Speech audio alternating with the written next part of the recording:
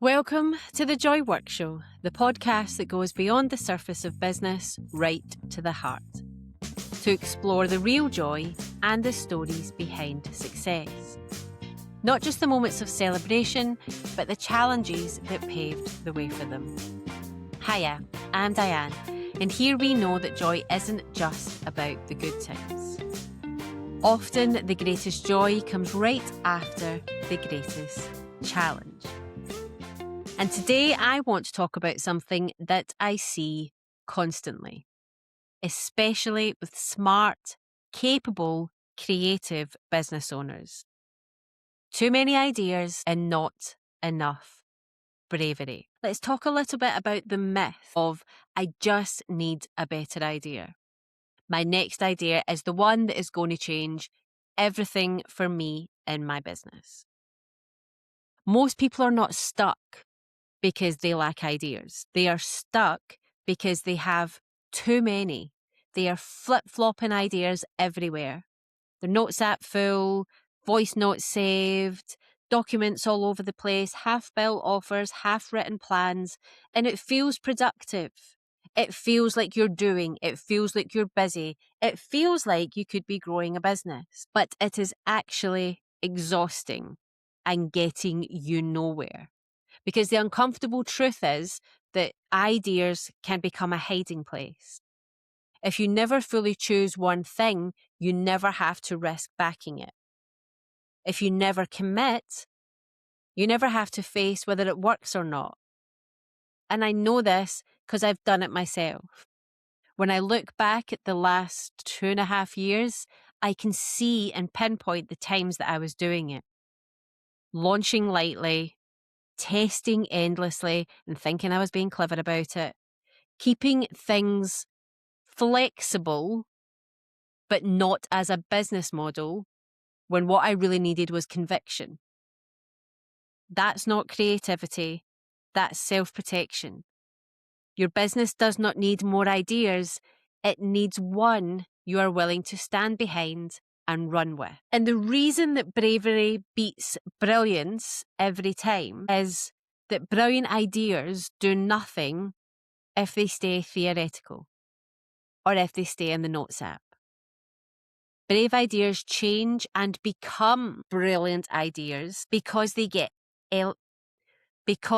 implemented. Bravery in business looks like choosing one offer and saying no to 5 others. Maybe not even forever, maybe even just for that period of time to really get that one offer off the ground with the backing that it needs. It means repeating yourself instead of reinventing.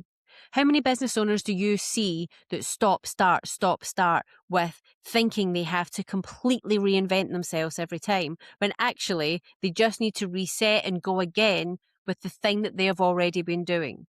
But perhaps with more clarity, perhaps with more power, perhaps with a little bit more or a lot more consistency. Let something be simple instead of impressive.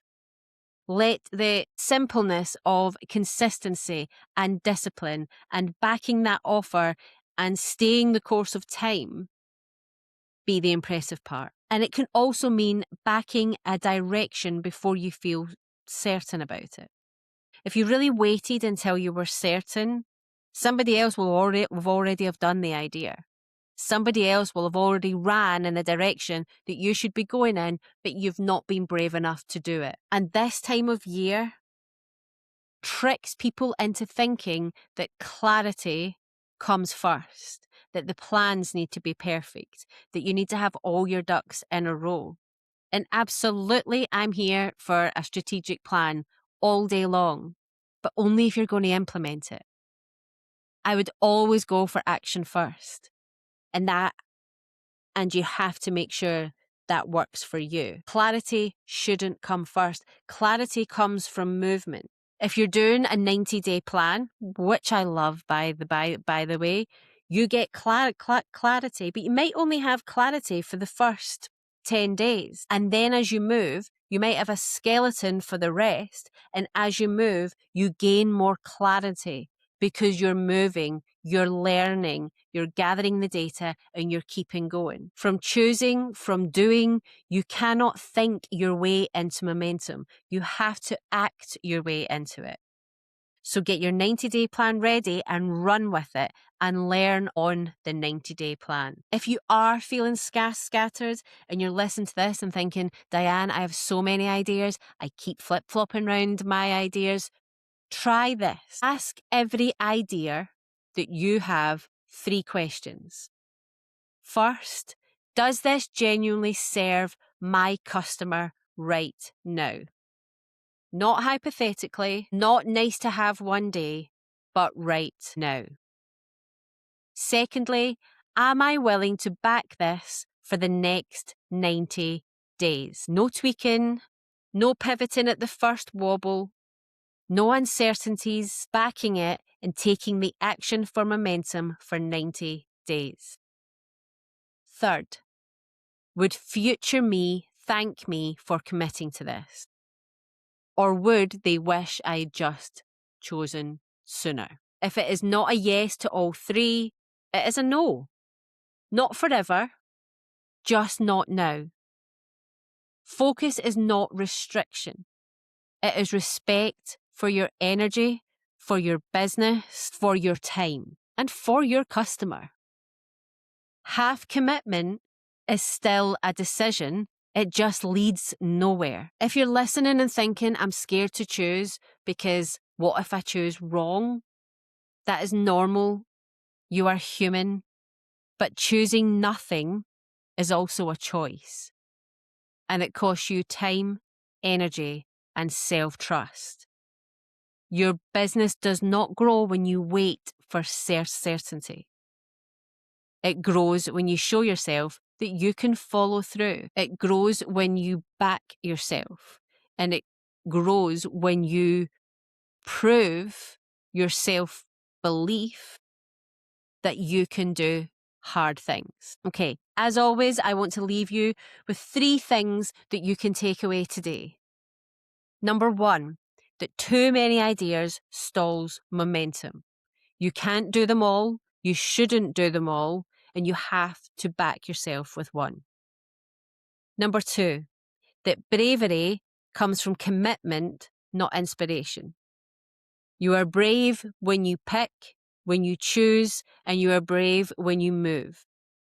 Everything else will come, but choose what you are committing to and go for it. Number 3, one focused decision backed properly beats 10 clever ideas every single time. You may think there are people out there with smarter, cleverer, more exciting ideas than you, but they're only that if they pick them and back them and do them. So find yours, pick it, back it, do it. If you're feeling scattered, this is your permission to choose. Not everything, just one thing that you really believe in, that you can get behind and that you can do. I want to keep this episode short and sweet so that you can go and implement and make the decisions that you want to make. Thank you for listening to the Joy Work Show. I hope you're ready to back yourself, back your offer, back your decision, back your business, and back the dream life and business that you want. I'd love for you to subscribe to this podcast wherever you are watching. Press the subscribe, like, the wee alarm, whatever it is. It costs you nothing. It takes 2 seconds, and it really helps me bring more of these episodes. I would love to hear what you're backing yourself with too. So come over and find me on Instagram at Diane Taylor Parker, and I'll see you in the next episode.